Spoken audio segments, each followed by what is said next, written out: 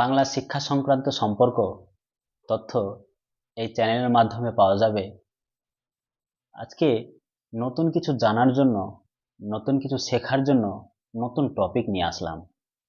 যদি আলোচনা ভালো লাগে তাহলে অবশ্যই কমেন্ট বক্সে কমেন্ট করে জানাবে। আচ্ছা, আমরা তো বিজ্ঞান, বিজ্ঞান কি, বিজ্ঞান ও কুসংস্কার কি, বিজ্ঞান আশীর্বাদ না অভিশাপ, সে সম্পর্কে তো আমরা অনেকেই কম বেশি জানি।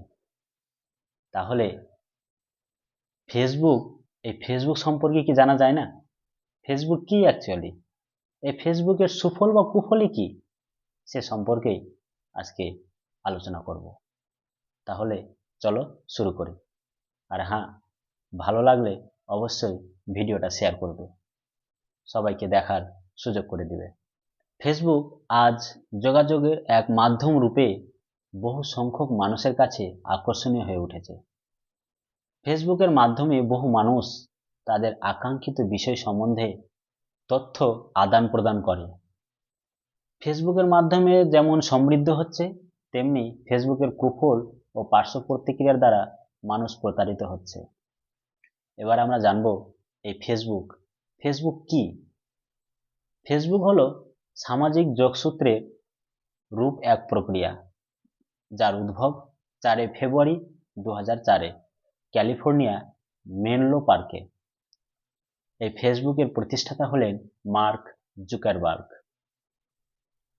এই ফেসবুক ব্যবহারকারীদের বয়স অত্যন্ত 13 বছর হতে হবে, তবে বয়সের প্রমাণপত্রের প্রয়োজন নেই, তাই যে কেউ ইচ্ছা করলেই ফেসবুক গ্রহণ করতে পারে।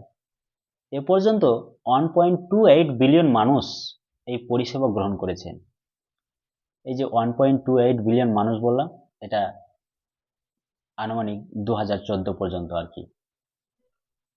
আচ্ছা, ফেসবুক কি? এই ফেসবুক কি সম্পর্কে তোমরা জানলাম। ফেসবুকের সুবিধা কি তাহলে? বিশ্বায়নের পর শুধু নিজের দেশের কথা বা বিষয় নয়, বিশ্বের নানান বিষয় আজ ফেসবুকের মাধ্যমে আয়ত্তের মধ্যে এসে গিয়েছে।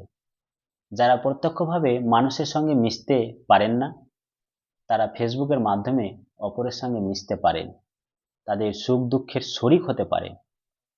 তাই ফেসবুকের বৈচিত্র্য যথেষ্ট। গান, খেলাধুলা, রাজনীতি, ধর্মীয় বিষয়, শিক্ষা, স্বাস্থ্য, সমালোচনা, যে কোনো বিষয়ই ফেসবুকের মাধ্যমে আয়ত্ত আনা সম্ভব। বিশেষ করে পরস্পরের মত বিনিময়ের ক্ষেত্রে ফেসবুক অন্যতম মাধ্যম।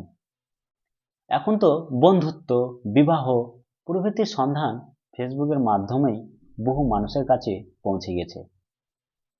রাজনৈতিক নেতৃবৃন্দ তাদের বক্তব্যকে ভোটারের কাছে পৌঁছে দিতে ফেসবুকের মাধ্যম হিসেবে গ্রহণ করেছেন এবং এই ব্যাপারে তারা সাফল্যও পাচ্ছেন। এছাড়া বেকারদের চাকরি পাওয়ার ক্ষেত্রে কিংবা কোনো বিষয়ের খবর জানার প্রয়োজনে বা তথ্য আদান প্রদানের জন্য ফেসবুকের এক অন্যতম মাধ্যম। তাহলে ফেসবুকের যে সুবিধা, সে সুবিধা সম্পর্কে আশা করি বোঝা গেল। ফেসবুক, এই ফেসবুকের যে ব্যবহার, সেই ব্যবহার সম্পর্কে আমরা কিন্তু একটু জেনে নিই।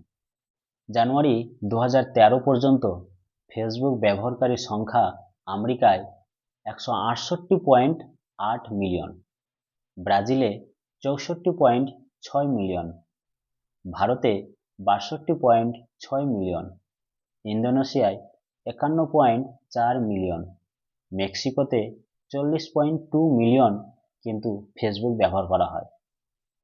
আবার একটা কথা, যে জুলাইয়ে 2011-তে জার্মানিতে এক হামবুর্গ মেয়ে তার 16 বছরের জন্মদিনে নিমন্ত্রণ এর খবর ফেসবুকে দেওয়ার পর 1600 অর্থাৎ 1600 অতিথি এসেছিলেন, যার জন্য 100 পুলিশ মোতায়েন করতে হয়েছিল।